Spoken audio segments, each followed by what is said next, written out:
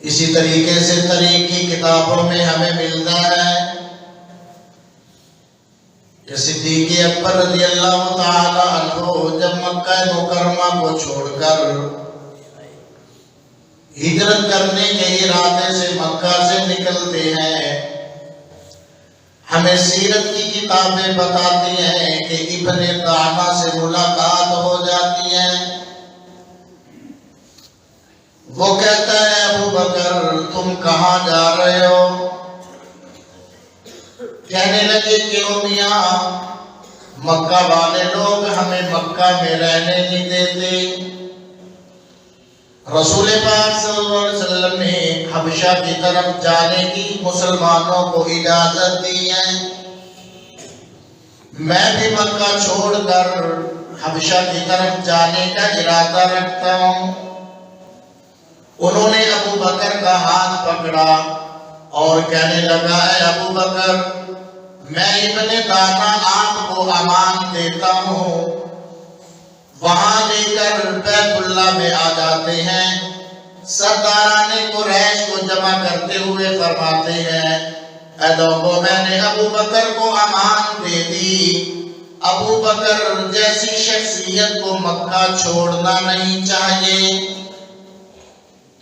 وہ کہنے لگا اے ابو بکر آپ تو غریبوں کے کام آنے والے ہیں، اے ابو بکر آپ تو رشتہ داریوں کو ملانے والے ہیں، آپ تو دوسروں کا بوجھ اپنے کندھوں پہ اٹھانے والے ہیں، آپ تو اپنا مال اللہ کی مخلوق کے لیے خرچ کرنے والے ہیں، آپ تو مہمان نوازی کرنے والے ہیں، آپ جیسی شخصیت کو مکہ چھوڑنا نہیں چاہیے، جس کے اندر یہ صفات ہے اللہ اس کو کبھی بھی یوں ضائع نہیں کرتا۔ جو باتیں حضرت خدیجہ الکبریٰ رضی اللہ تعالی عنہا نے رسول پاک صلی اللہ علیہ وسلم کے بارے میں فرمائی، وہی باتیں ابن دعمہ حضرت صدیق اکبر رضی اللہ تعالی عنہ کے بارے میں فرما رہا ہے۔ تو حضرت ابو بکر رضی اللہ تعالی عنہ کو اللہ تعالی نے اسلام سے پہلے بھی ان صفات سے نوازا تھا جو اللہ تعالی کو بہت زیادہ پسند ہوا کرتی ہیں۔ جب رسول پاک صلی اللہ علیہ وسلم نے نبوت کا اعلان کیا، صدیق اکبر رضی اللہ تعالی عنہ کے سامنے اپنی نبوت کا معاملہ رکھا، ابو بکر نے کوئی سوال نہ کیا، کوئی دلیل نہ مانگی، کوئی معجزہ نہ مانگا، عرض کیا ہے اللہ کے رسول ہاتھ بڑھائیے گا، مجھے کلمہ پڑھا دیجیے گا، میں آپ پر ایمان لانے والوں میں پہل کرتا ہوں۔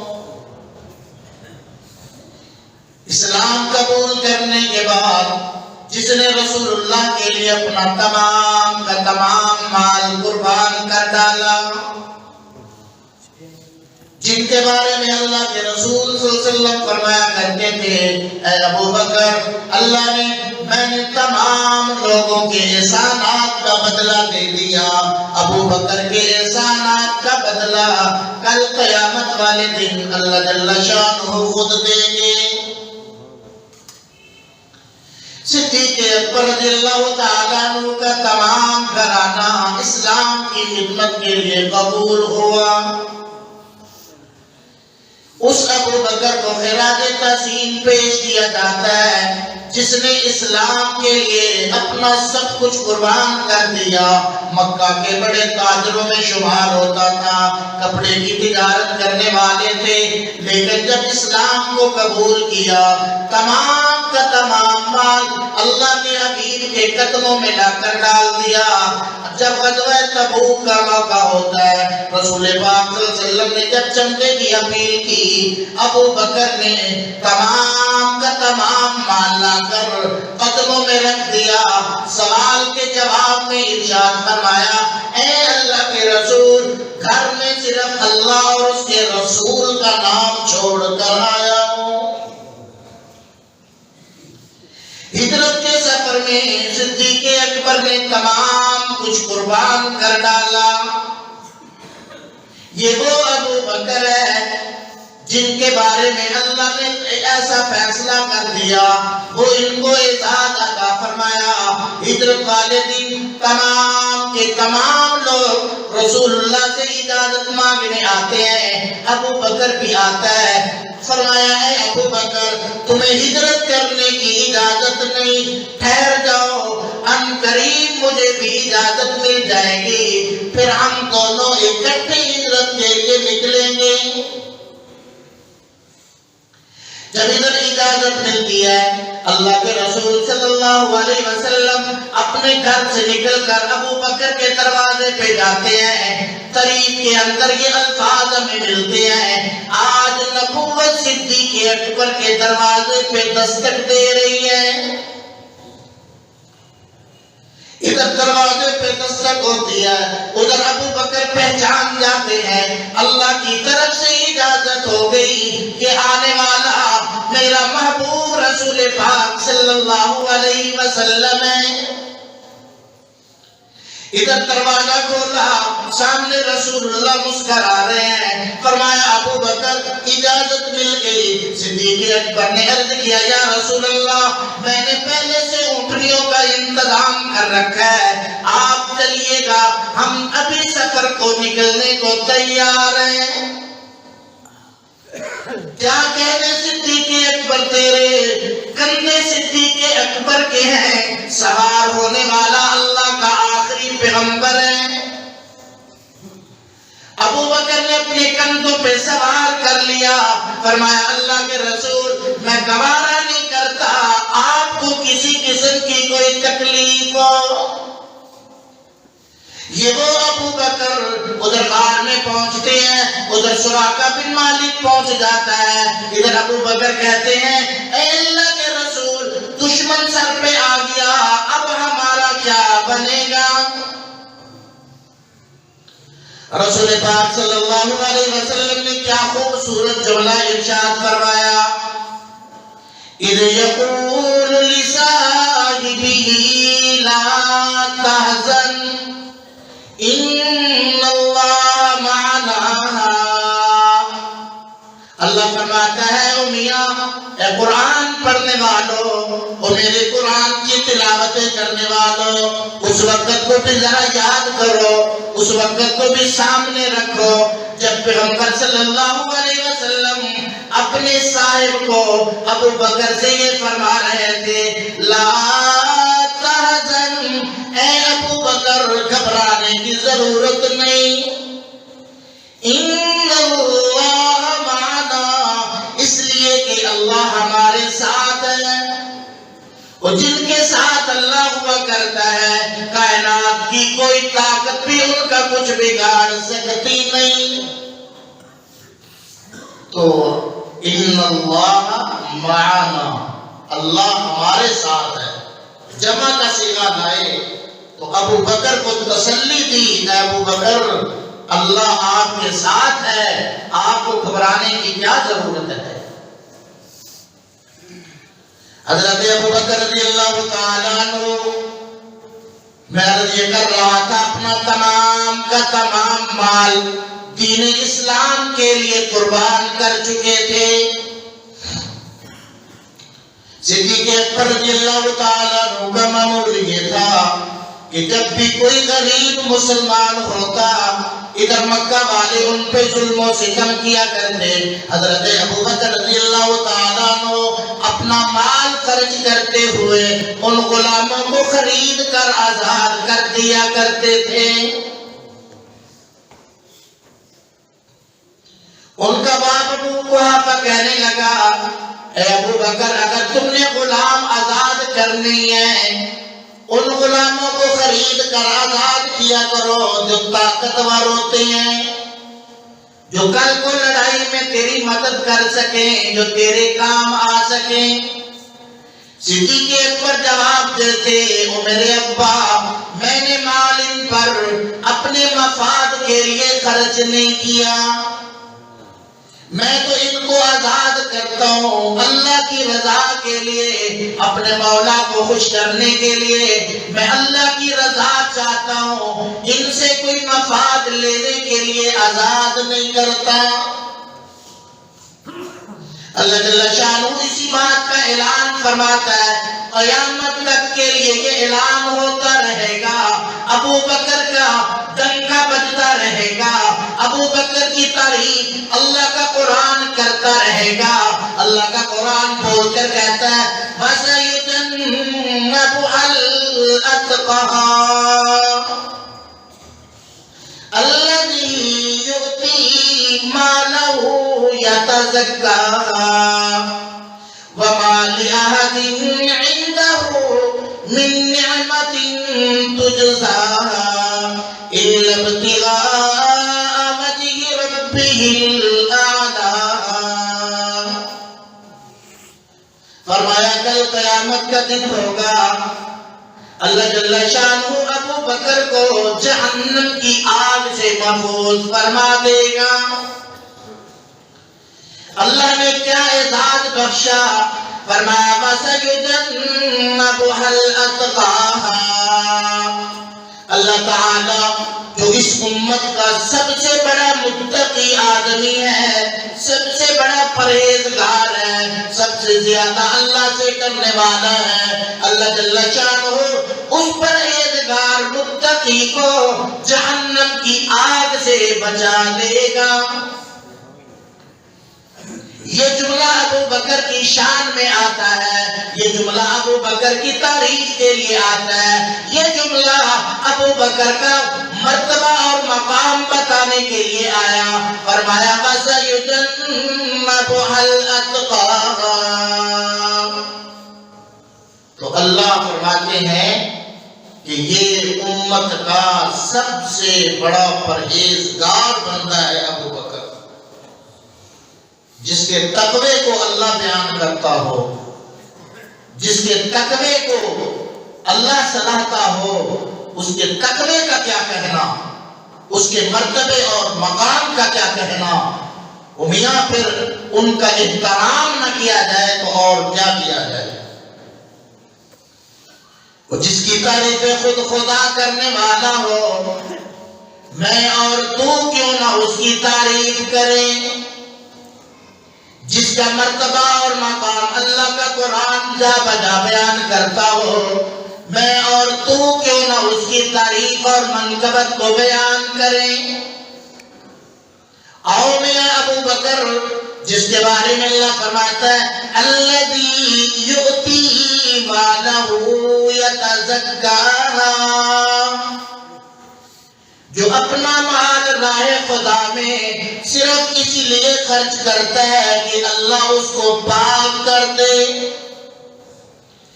وَمَا لِأَحَدٍ عِندَهُ مِن نِّعْمَةٍ تُجْزَىٰ، وہ ان غلاموں پر احسان نہیں کرتا، یہ جن کو آزاد کر رہا ہے ان کا ابو بکر پر کوئی احسان پہلے سے نہ تھا۔ ابو بکر کسی احسان کا بدلہ دینے کے لیے آزاد نہیں کر رہا، بلکہ اللہ خود اعلان فرماتا ہے إِلَّا ابْتِغَاءَ وَجْهِ رَبِّهِ الْأَعْلَىٰ، صرف اللہ کی رضا کے لیے، صرف اللہ کو خوش کرنے کے لیے، صرف اللہ کی خوشنودی کے لیے ابو بکر ان غریبوں کو خرید کر آزاد کر رہا ہے، اور جن کے اخلاص کی گواہی اللہ دے رہا ہو، جس کے اخلاص کا اعلان اللہ کر رہا ہو، جس کے اخلاص کے لیے اللہ کا قرآن قیامت تک کے لیے بولتا رہے گا، آج اس کے اخلاص پر شک کرنا اپنے ایمان کو برباد کرنے والی بات ہے۔ تو اللہ تعالیٰ کا قرآن کہتا ہے ابتغاء وجہ ربہ الأعلیٰ،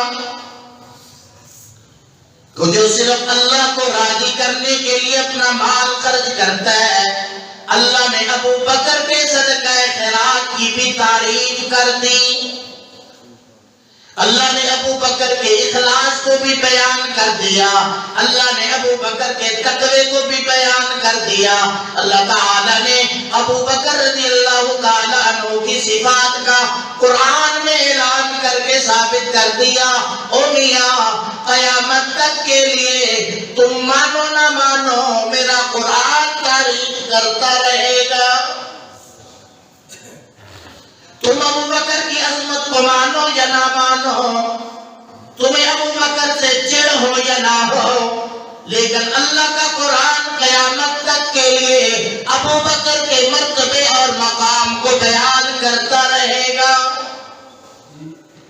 ابو بکر کا نام کل بھی زندہ تھا، آج بھی زندہ ہے۔ جہاں پہ اللہ کے فرشتے رسول رحمت پہ درود و سلام پڑھتے ہیں، وہاں پر ابو بکر کی ذات پر بھی اللہ کے فرشتے درود و سلام پڑھ رہے ہیں۔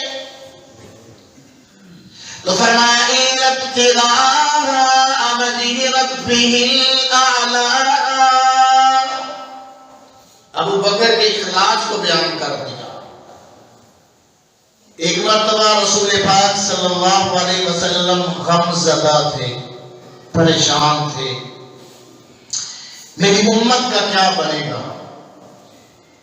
اللہ تو سب کچھ جانتا ہے، دلوں کے رازوں کو جاننے والا ہے، تو کیا اپنے پیغمبر کے غم کو اللہ تعالیٰ نہیں جانتا؟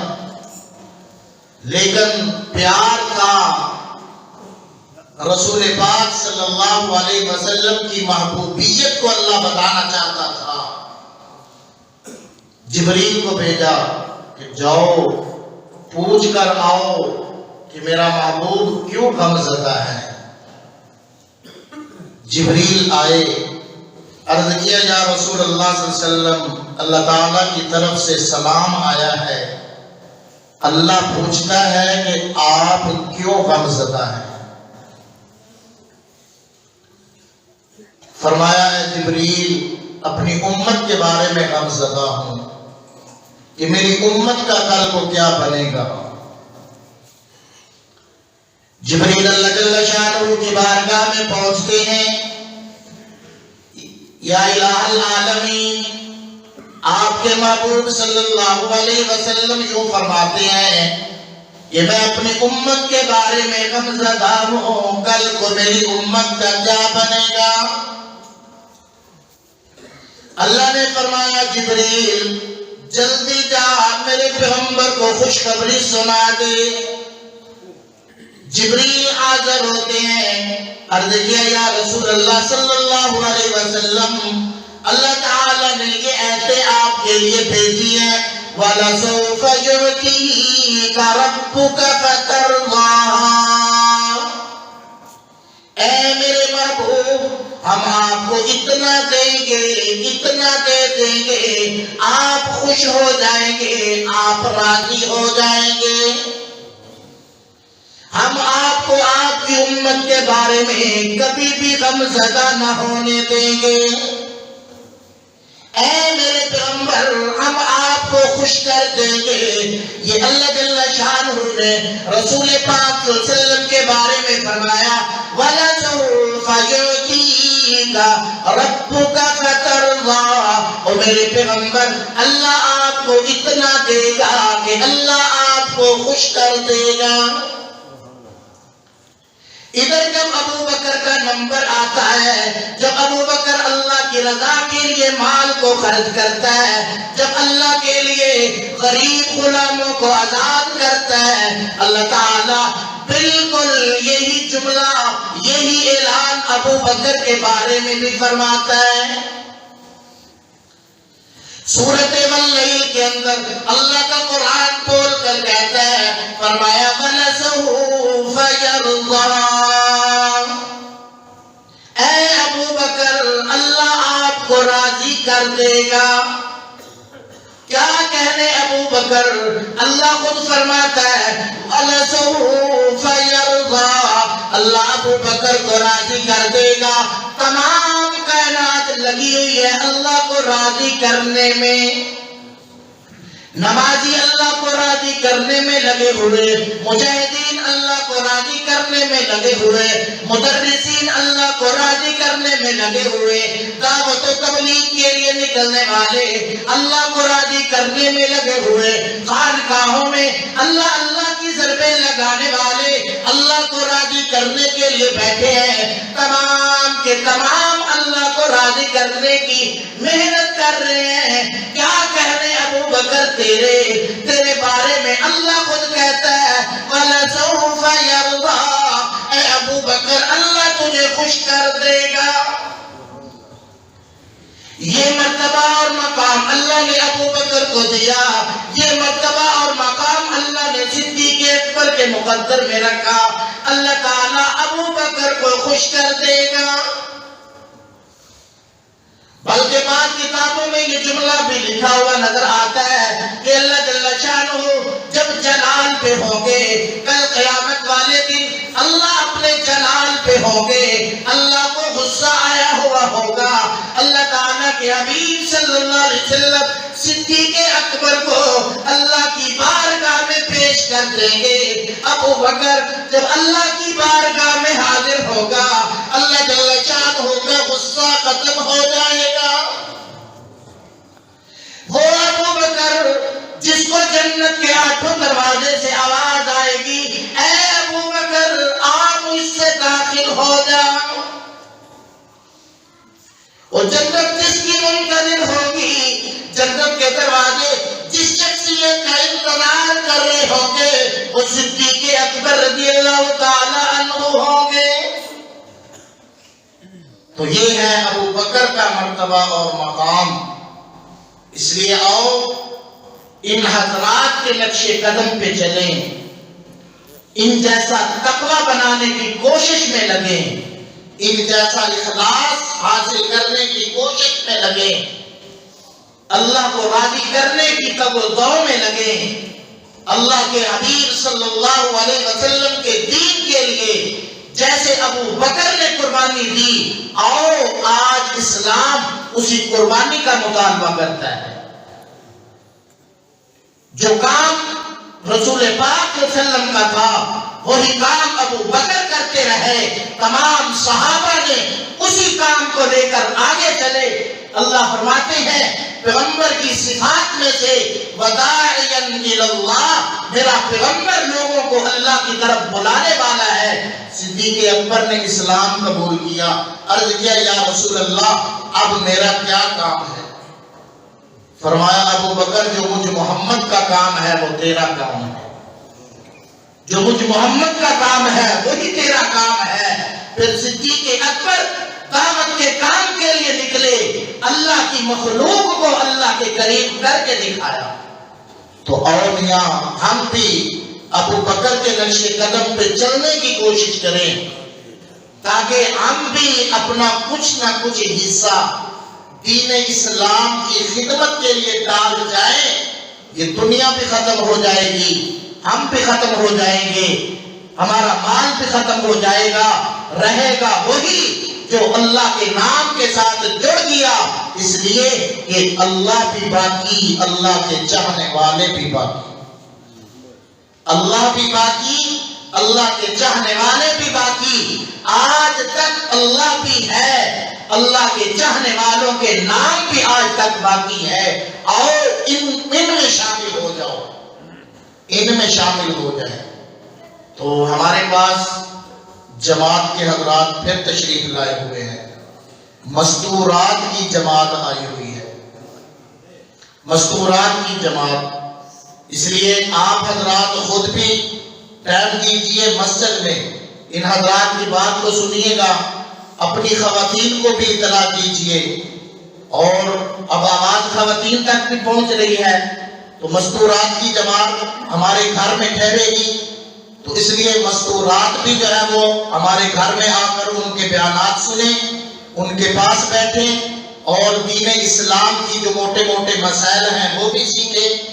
اور چونکہ وہ ہمارے مہمان ہیں، ہم ان کے میزبان ہیں، تو اس لیے مستورات سے بھی گزارش ہے کہ وہ گھر میں آ کر، مرد حضرات مسجد میں آ کر دین اسلام کی جو ہے وہ تعلیمات کو حاصل کرتے ہوئے اس نیت سے کہ ہم اللہ کے پیغام کو آنے والی نسلوں تک پہنچائیں گے. اللہ ہمیں سمجھنے کی، عمل کی توفیق نصیب فرمائے. وآخر دعوانا الحمدللہ رب العالمین.